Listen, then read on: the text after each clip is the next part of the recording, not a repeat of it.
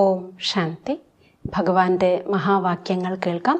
21-12-2020.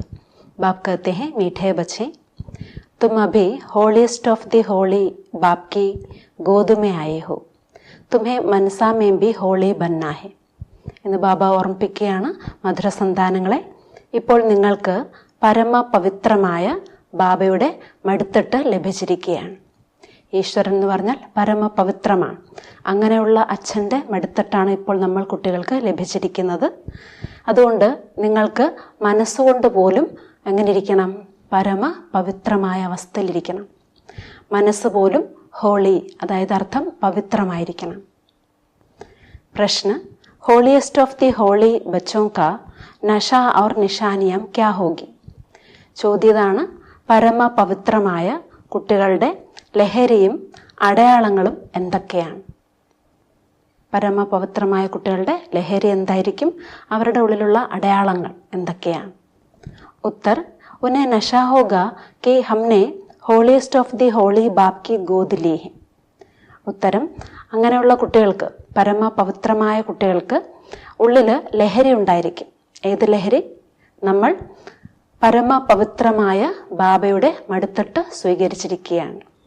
ഈ ലഹരി അവരുടെ ഉള്ളിലുണ്ടായിരിക്കും. ഹം ഹോളിയസ്റ്റ് ദേവി ദേവത ബൻതേ ഹെ.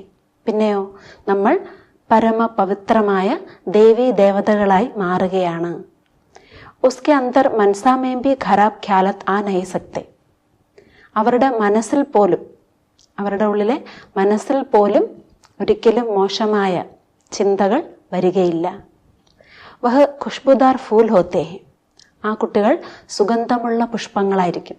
അതായത് അവരിൽ നിന്നും ആ ഈശ്വരീയ ഗുണങ്ങളുടെ സുഗന്ധമായിരിക്കും വരുന്നത്. ഉൻസെ കോയി ബി ഉൾട്ടാ കർമ്മ ഹോ നഹി സക്ത. അവരിൽ നിന്നും ഒരിക്കലും മോശമായ കർമ്മം ഉണ്ടാവുകയില്ല. ഇതൊക്കെ അടയാളങ്ങളാണ്, പരമപവിത്രമായ കുട്ടികളുടെ അടയാളങ്ങളാണ് ബാബ ഇപ്പോൾ പറയുന്നത്. അവരുടെ കർമ്മം ഒരിക്കലും മോശമാകില്ല. വഹ അന്തർമുഖി ബൻ അപ്നെ ജാഞ്ച് കർത്തേ ഹേ കി മേരെ സെ സബ്കോ ഖുഷ്ബു ആത്തി ഹേ. അവർ സ്വയം ഉള്ളിൽ ആത്മബോധത്തിൽ ഉൾവലിഞ്ഞ് അന്തർമുഖിയായിരുന്നുകൊണ്ട് അവനവനെ തന്നെ പരിശോധിക്കും. ഏത് കാര്യമാണ്? അതായത് എന്നിൽ നിന്നും എല്ലാവർക്കും സുഗന്ധമാണോ ലഭിക്കുന്നത്? ഇത് സ്വയം അവനവൻ തന്നെ പരിശോധിക്കും. എൻ്റെ ഉള്ളിൽ നിന്നും ആ ഗുണങ്ങളാണോ മറ്റുള്ളവർക്ക് ലഭിക്കുന്നത് എന്ന് സ്വയം പരിശോധിക്കും. മേരെ ആങ്ക് കിസിമേം ഡൂബ്തി തോ നഹി. എൻ്റെ കണ്ണുകൾ ഒരിടത്തും മുങ്ങിപ്പോകുന്നില്ലല്ലോ, നമ്മുടെ കണ്ണുകൾ എവിടെയെങ്കിലും കുടുങ്ങി പോകുന്നില്ലല്ലോ. ഈ കാര്യം അവർ സ്വയം അവനവനെ പരിശോധിച്ചുകൊണ്ടേയിരിക്കും. മുരളിയിലെ ഗീതം മർന തേരി ഗലീമേ. മരിക്കേണ്ടതും അങ്ങയുടെ മടിത്തട്ടിൽ. അതായത് ഈശ്വരൻ്റെ ഓർമ്മയിൽ നമ്മൾ ഈ ദേഹം ത്യാഗം ചെയ്യണം. അന്തിമ നിമിഷത്തിലും ഈശ്വരൻ്റെ ഓർമ്മ വരണം. അതിനാണ് ഇപ്പോഴേ നമ്മൾ ആത്മബോധം, ഈശ്വര സ്മൃതി ഇപ്പോഴേ നമ്മൾ പ്രാക്ടീസ് ചെയ്യുന്നത്. ഡെയിലി എത്രത്തോളം സാധിക്കുമോ ദിവസവും സദാസമയം ഓർമ്മിക്കുക. അങ്ങനെ ഓർമ്മയുടെ അഭ്യാസം ഉണ്ടെങ്കിൽ അന്തിമ സമയത്ത്, ദേഹം വിടുന്ന സമയത്ത് ഈശ്വരൻ്റെ ഓർമ്മയിൽ നമുക്ക് ദേഹം വിടാൻ കഴിയും. മുരളിയിലെ ചോദ്യം, മുരളിയിലെ ധാരണയാണ്, ഐസാ കോയി കാം നഹി കർനാ ഹെ ജോ ദിൽ കോ ഖാത്താ രഹെ. മനസ്സ് കാർന്ന് തിന്നുന്ന രീതിയിലുള്ള ഒരു തെറ്റായ കർമ്മവും നമ്മളിൽ നിന്ന് ഉണ്ടാകരുത്. പൂരാ ഖുഷ്ബുദാർ ഫൂൽ ബന്നാ ഹെ. നമ്മൾ സമ്പൂർണമായും സുഗന്ധമുള്ള പുഷ്പമായി മാറണം. അതായത് ഈശ്വരീയ ഗുണങ്ങളും ശക്തികളും നിറഞ്ഞ സുഗന്ധമുള്ള ആത്മാവ്, ആ ദൈവീക സുഗന്ധം നിറഞ്ഞ പുഷ്പങ്ങളായി നമ്മൾ മാറണം. ഭഗവാന്റെ പൂന്തോട്ടത്തിലെ പുഷ്പങ്ങളാണ് നമ്മൾ കുട്ടികൾ. നമ്മളിപ്പോൾ ആ ദൈവീക ഗുണങ്ങളുടെ സുഗന്ധം നിറച്ചാലേ നമുക്ക് ആ പുതിയ ലോകമാകുന്ന ആ ഭഗവാന്റെ പൂന്തോട്ടത്തിലേക്ക് പോകാൻ സാധിക്കുകയുള്ളൂ. ദേഹ അഭിമാൻ കി ബദ്ബു നിക്കാൽ ദേനേ ഹെ. അതുകൊണ്ട് എന്ത് ചെയ്യണം? ഇപ്പോൾ നമ്മുടെ ഉള്ളിലുള്ള ദേഹബോധത്തിൻ്റെ, ദേഹ അഭിമാനത്തിൻ്റെ ദുർഗന്ധത്തെ മാറ്റണം. അതിനാണ് ബാബ പറഞ്ഞത് ആത്മബോധം പ്രാക്ടീസ് ചെയ്യുക ഡെയിലി. രണ്ടാമത്തെ ധാരണ പോയിന്റ്, ചലൻ ബഡി റോയൽ രഖ്നി ഹെ. നമ്മുടെ പെരുമാറ്റം വളരെ റോയലായിരിക്കണം. ഹോളിയസ്റ്റ് ഓഫ് ഹോളി ബന്നേക്ക പൂരാ പുരുഷാർത്ഥ് കർനാ ഹെ. പരമ പവിത്രമായി മാറുന്നതിനുള്ള പുരുഷാർത്ഥം ചെയ്യണം. ആത്മാവിനെ സമ്പൂർണ്ണ പവിത്രമാക്കി മാറ്റണം. അതാണ് ഈശ്വര സ്മൃതി. വിധിപൂർവമുള്ള ഈശ്വരൻ്റെ ഓർമ്മ നമ്മുടെ ഉള്ളിലുള്ള അഴുക്കളെല്ലാം മാറ്റും, നമ്മുടെ ആത്മാവിനെ ശുദ്ധീകരിക്കും. അപ്പോൾ ഈ ഓർമ്മിക്കുന്നതിൻ്റെ പുരുഷാർത്ഥം നമ്മൾ ചെയ്യണം. അങ്ങനെ നമ്മുടെ ആത്മാവ് അത്രയും എന്താകണം? പവിത്രം, ഹോളിയായി മാറണം. ഹോളിയസ്റ്റ് ഓഫ് ഹോളി ആകണം ബാബ പറഞ്ഞു. പരമമായ പവിത്രമായതിലും പവിത്രമായ അവസ്ഥയിലേക്ക് നമ്മൾ എത്തണം. ആ ഒരു പുരുഷാർത്ഥം നമ്മൾ ചെയ്യണം. ദൃഷ്ടി ഐസി ന ഹോ ജോ പദ് ഭ്രഷ്ട ഹോ ജായ്. പദവി ഭ്രഷ്ടമാകുന്ന രീതിയിൽ നമ്മുടെ ദൃഷ്ടി പോകരുത്, നമ്മുടെ ദൃഷ്ടി മോശമാകരുത്, പദവി നഷ്ടപ്പെടുത്തുന്ന രീതിയിൽ. എല്ലാവരെയും ആത്മീയ ദൃഷ്ടിയോടുകൂടി കാണുക, ആത്മീയ സഹോദരങ്ങളായി കാണുക. മുരളിയിലെ വരദാൻ, ഹർ ഖജാനെ കോ കാര്യമേ ലഗാകർ പദമോ കി കമായി ജമാ കർനെ വാലെ പദമാപദം ഭാഗ്യശാലി ഭവ. ബാബ എന്ന് തന്ന വരം എന്താണ്? ഓരോ ഖജനാവുകളെയും കാര്യത്തിൽ ഉപയോഗിച്ച്, നമ്മുടെ കർമ്മത്തിൽ സമയാസമയങ്ങളിൽ ബാബ തന്നിരിക്കുന്ന ഖജനാവുകളെ സമയത്തിന് ഉപയോഗിച്ച്, കാര്യത്തിൽ ഉപയോഗിച്ച് കോടികളുടെ സമ്പാദ്യം ശേഖരിക്കുന്ന കോടി മടങ്ങ് ഭാഗ്യശാലിയായി ഭവിക്കും. हर सेकंड पदमों की कमाई जमा करने का वरदान ड्रामा में संगम के समय को मिला हुआ है. അപ്പം ഏത് സമയത്താണ് കോടി മടങ്ങ് സമ്പാദ്യം എടുക്കേണ്ടത്? ബാബ ഓർമ്മിപ്പിക്കുകയാണ്, ഓരോ സെക്കൻഡും കോടികളുടെ സമ്പാദ്യം ശേഖരിക്കാനുള്ള വരദാനം ഈ സൃഷ്ടി നാടകത്തിൽ ഏത് സമയത്തിനാണ് കിട്ടിയിരിക്കുന്നത്? ഈ പുരുഷോത്തമ സംഗമയുഗത്തിനാണ് ലഭിച്ചിരിക്കുന്നത്. ഈ സമയത്താണ് നമ്മൾ കോടികളുടെ സമ്പാദ്യം എടുക്കേണ്ടത്. ऐसे वरदान को स्वयं प्रति जमा करो और औरों के प्रति दान करो. അപ്പോൾ ബാബറാണ് ഇങ്ങനെയുള്ള ഒരു വരദാനത്തെ, സംഗമയുഗത്തിൽ ലഭിച്ചിരിക്കുന്ന ഈ സമയം, അമൂല്യമായ സമയം എന്ത് ചെയ്യേണ്ടതാണ്? കോടി മടങ്ങ് സമ്പാദ്യം ശേഖരിക്കേണ്ട സമയമാണ്. അപ്പോൾ അത് ഈ വരദാനത്തെ എന്ത് ചെയ്യണം? സ്വയം പ്രതിയും ശേഖരിക്കണം. അതുപോലെ തന്നെ മറ്റുള്ളവർക്ക് വേണ്ടി നമ്മൾ ദാനം ചെയ്യുകയും വേണം.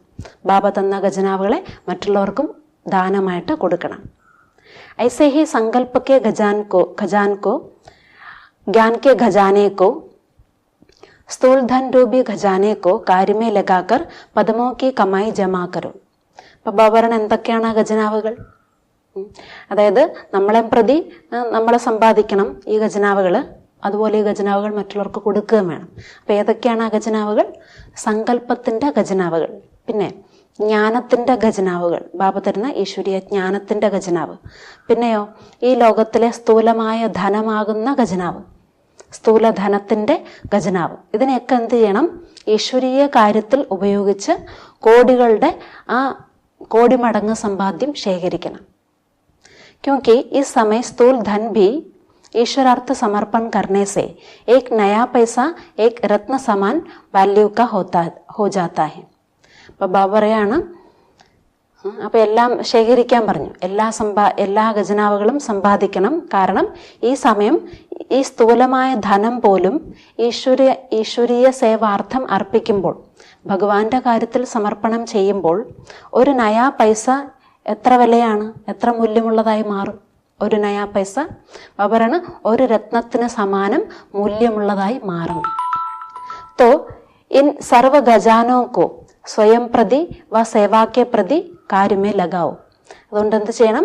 ഈ എല്ലാ ഖജനാവുകളെയും സ്വയം പ്രതി ഉപയോഗിക്കണം, അതുപോലെ തന്നെ ഈശ്വരീയ സേവനത്തിനെ പ്രതി കാര്യത്തിൽ ഉപയോഗിക്കണം.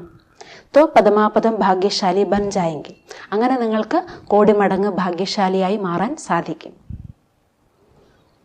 മുരളിയിലെ സ്ലോഗൻ, ജഹാം ദിൽ കാ സ്നേഹ ഹേ വഹാം സബ്കാ സഹയോഗ് സഹജ് പ്രാപ്ത് ഹോത്താ ഹെ. സ്ലോഗൻ, എവിടെ ഹൃദയത്തിൻ്റെ സ്നേഹമുണ്ടോ അവിടെ എല്ലാവരുടെയും സഹകരണം സ്വയമേ തന്നെ സഹജമായി ലഭിക്കും. എവിടെ മനസ്സിൻ്റെ സ്നേഹമുണ്ടോ, ഹൃദയം നിറഞ്ഞ ആ സ്നേഹം എവിടെയുണ്ടോ അവിടെ എല്ലാവരുടെയും സഹകരണം തീർച്ചയായിട്ടും ലഭിക്കും. മുരളിയിലെ വരദാനം എന്ന് പറഞ്ഞതിൻ്റെ ആധാരത്തിൽ നമുക്ക് ഈ ഒരു സമാനം പ്രാക്ടീസ് ചെയ്യാം. ഞാൻ കോടി മടങ്ങ് ഭാഗ്യശാലിയായ ആത്മാവാണ്. പദമാപദം കോടി മടങ്ങ് ഞാൻ ഭാഗ്യശാലിയായ ആത്മാവാണ്. കാരണം ഭഗവാനെ ലഭിച്ചു, അപ്പോൾ ഭാഗ്യം ലഭിച്ചു. ഭഗവാൻ അർത്ഥം ഭാഗ്യം തരുന്നവൻ, ഭാഗ്യവിധാതാവ്. അപ്പോൾ ഭഗവാൻ എന്ത് ഭാഗ്യമോ തരുന്നത്?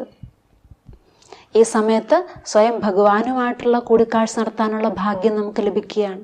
സർവസംബന്ധിയായി ഭഗവാനെ ലഭിക്കുകയാണ്. സർവഗുണങ്ങളും സർവശക്തികളും എല്ലാം അനുഭവിക്കുന്ന സമയം എപ്പോഴാണ്? ഓരോ നിമിഷവും ഭഗവാന്റെ കൂട്ടിട്ട് അനുഭവിക്കുന്നത് ഈ സംഗമയുഗത്തിലാണ്. അങ്ങനെ ഒരു ഭാഗ്യം നമുക്ക് ലഭിച്ചു. പിന്നെയോ സത്യത്രൈതായികം, വൈകുണ്ഠത്തിൻ്റെ പ്രാപ്തി, പുതിയ ലോകത്തിൻ്റെ പ്രാപ്തി, ഈ ഭാഗ്യമെല്ലാം നമ്മൾ ഓർക്കണം. അങ്ങനെ ഭാഗ്യശാലിയായി മാറുന്ന ആത്മാവാണ് ഞാൻ. കോടിമടങ്ങ് ഭാഗ്യശാലിയായ ആത്മാവാണ് ഞാൻ. ഈ ഒരു സ്മൃതിയിൽ ഭാഗ്യവിധാതാവായ ഭഗവാന്റെ ഓർമ്മയിലിരിക്കാം. ഓം ശാന്തി.